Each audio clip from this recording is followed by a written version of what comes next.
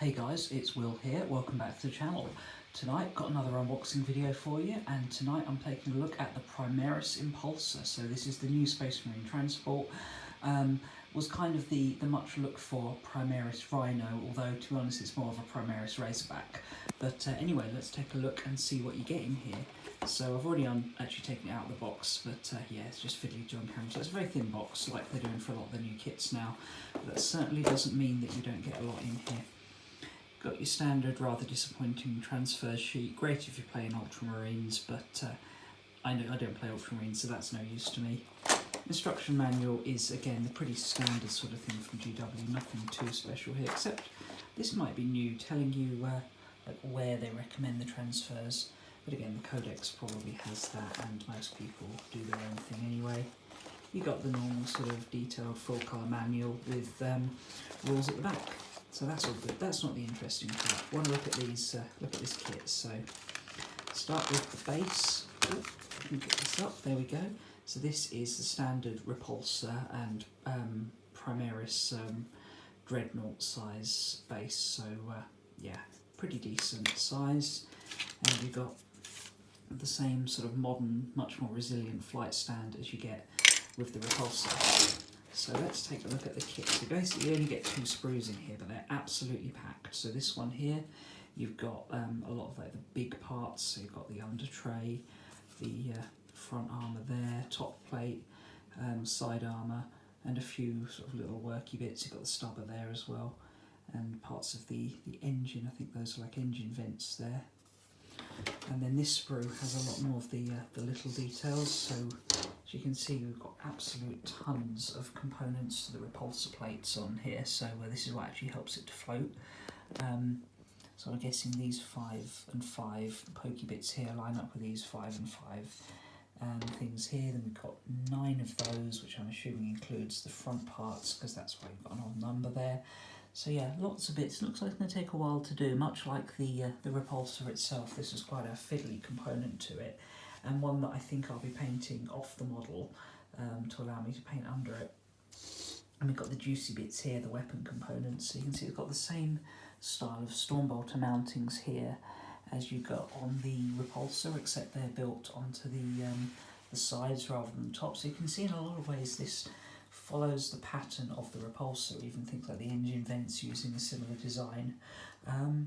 So yeah, that I think is nice. It helps to tie the range together while still featuring some components you'd expect more from the classic Space Marine transport. So this here wouldn't look out of place on a Rhino.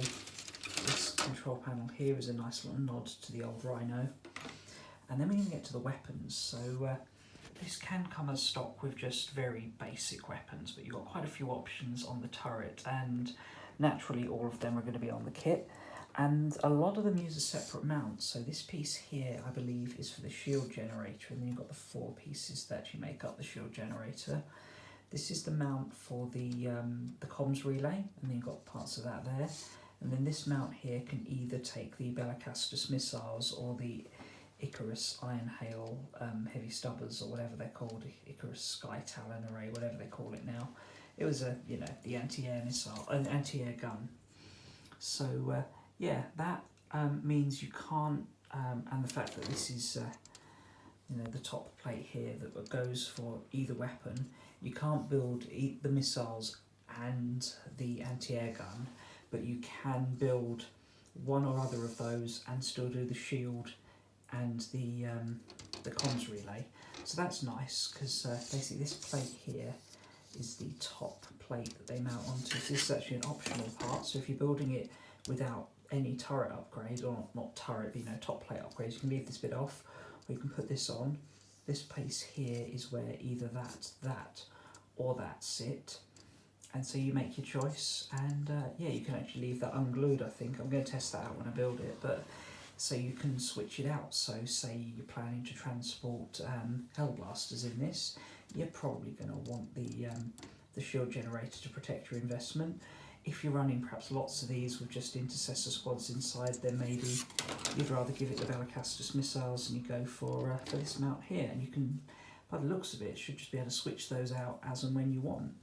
But certainly looks like an interesting kit, lots of parts, so it's going to take me a while to build this. But once I've got it all built up, I will share what it looks like. I'll see you in a second. Okay, so I've got the Impulsor all built up, and I have to say it went together really nicely. There was nothing that was overly difficult, nothing that kind of didn't fit. Just the standard high quality that you'd expect from GW these days. I would definitely say if you're building one of these for the first time, make sure you pay close attention to the instructions, because there's a couple of bits that have to be done in the right order to make sure they work. For example, the front piece here and this engine vent, or like the inlet, that has to go in before you stick this onto the side. Otherwise, so the whole side panel on, because otherwise it's actually blocked and you can't get it in. The same with the plate that this engine exhaust pipe attaches to, so do make sure you follow the correct order. But yeah, all went very nicely. One thing now, hopefully this is going to stay together when I show you, because this isn't glued yet, but the base can actually rotate. So if you see, the base isn't actually moving, it's the flight stand basically. Can rotate 180 degrees and tip it so it's pointing downwards, which is quite a nice little touch. Once that's glued in place, that'll be a bit easier, because at the moment I'm leaving it off the base for painting. In terms of sub-assemblies, because with any model like this, so it's fairly large, you want to think about, are you going to do some sub-assemblies? So what I've left off is all of these repulsor plates here. So these are quite nice actually, they're in banks, whereas the repulsor, each one of these would be an independent kit, or sorry, an independent piece. These are all stuck together, so it actually speeds up the process a bit. This bull bar, because you've got other repulsor plates on there, and they can all just clip on, but I'll glue them on once they're built. Naturally going to leave these bits off because they're just easier to paint off the model. And then in terms of the top loadout, I did make a bit of a mistake looking at the kit originally. I thought you'd be able to build 3 of the options up. You can actually only build 2, because this bottom piece here from the shield generator is common with the comms array, but you can build the missile launcher or the Iron Hail DACA type weapon, and then you can build the shield array or the comms array. So yeah, I've built the comms array, the shield array, because I think that's how I'm going to be running this. I think putting Hellblasters in it is probably the way to get the most mileage out of it, at least if you're not running a huge amount of them. So you're going to want to protect your investment there. But if I was running lots of these, I'd probably go Balacastus missiles on them. My list at the moment has a lot of ways to deal with infantry and not many ways to deal with armour, so I think, an extra sneaky missile launch in there is quite nice. This whole assembly comes off as well, so you can run it without the without any top plate on it, so it's just cheap and cheerful. You've got some nice little details in there. To be honest, I question Belisarius Crawl's logic of making the one of the main transports for the Primaris Space Marines open-topped. I